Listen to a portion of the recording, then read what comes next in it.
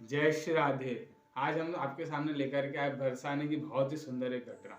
यह बंधु उस समय की बात है जब भगवान श्री कृष्ण और राधा रानी की नित्य लीला इस धरती धाम पे चल रही थी। उस समय क्या हुआ कि बरसाने में जटिला नाम की एक स्त्री रहती थी जो अपने आप को बहुत ही ज्यादा सती सावित्री समझती थी और हर जगह अपनी सती सावित्री का डंका बजाती थी। परंतु वो अपने आप को सती सावित्री समझती थी, साथ साथ में राधा जी बदनाम भी करती थी। कहते थे कि राधा रानी का चरित्र मुझे ठीक नहीं लगता। ये जब चाहे जब जाके अपना गाना में कन्हैया से मिलती है, जब जाके यमुना जी किनारे चली जाती है। ये बात जब घूमते घूमते कीर्तिदा जी के कान में पड़ी तो उन्होंने राधा रानी को सख्त मना कर दिया। बोले राधा आज के बाद से तुम घर के बाहर मत जाना।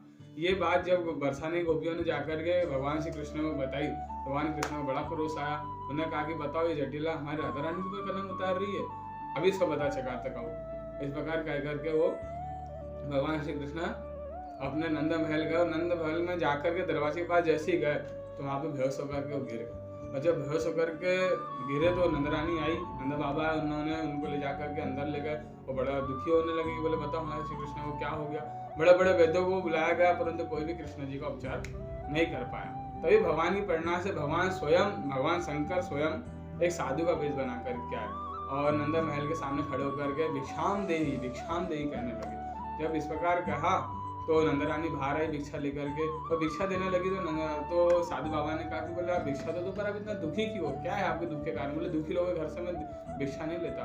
तो उन्होंने अपने दुख का कारण बताया कि हमारा लाला जो है वो बहुत अस्वस्थ है।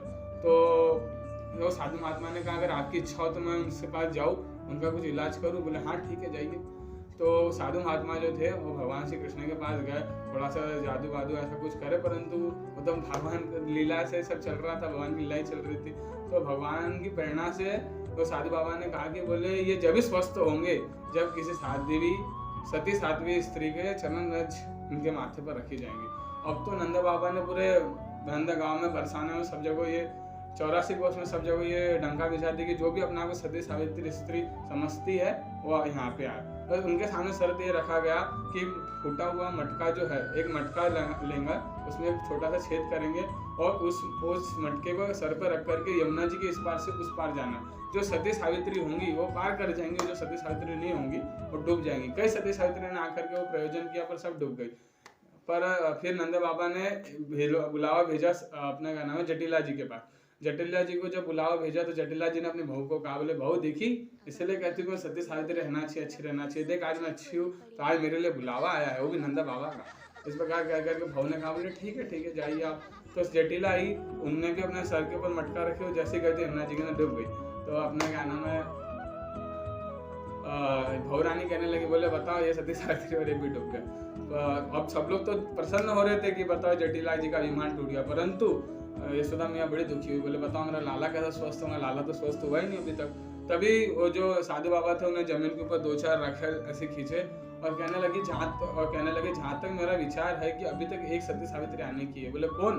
बोले वो जो बरसाने में बैठी है कीर्तिदा जी के महल के पास, जब वो आएंगी जब भी कुछ हो सकता है। तो नंद बाबा ने बुलावा भेजा और राधा रानी आई। अब देखो भगवान कैसे लीला, एक तो यहाँ मुलाकात नहीं हो रही थी और भगवान ने ऐसा सब व्यवस्था जमा किया, बुलावा गया है। राधा रानी आई और राधा रानी ने अपने मुकुट अपना क्या नाम है सर के ऊपर मटका रख करके यमुना जी पार हुई और बिना डूबे और बिना अपने क्या नाम एक बूंद पानी गिरा यमुना जी पार हुई। अब तो महाराज सब लोग जयकारा लगाने लगे, बोल राधा रानी की जय, सती महारानी की जय। इस प्रकार उस भगवान शिव ने उन राधा रानी चरणों के रच लिए और भगवान के जैसे ही माथे पे लगा तो भगवान स्वस्थ हो गए। अब तो सब जयकारे लगाने लगे, सब लोगों ने राधा रानी चरणों की रज अपने लगाने लगे। स्वयं भगवान शंकर ने भी राधा रानी के चरणों की रज लेकर अपने माथे में लगाकर अपने आप को धन्य माने। इस प्रकार ये सुंदर सी घटना मैंने आपको बरसाने की सुनाया। अगर आपको ये सुंदर सी कहानी अगर आपको पसंद आई हो तो कृपया इस कथा को आप शेयर करें और भी लोगों को इसका लाभ बनाएं और हमारे YouTube चैनल को ऐसे सब्सक्राइब एवं ज़्यादा से ज़्यादा लाइक करें ताकि हम ऐसी आध्यात्मिक वीडियो बना करके आपका और अपना जीवन कल्याण कर सके। जय श्री राधे, जय श्री राम, जय श्री वृंदावन।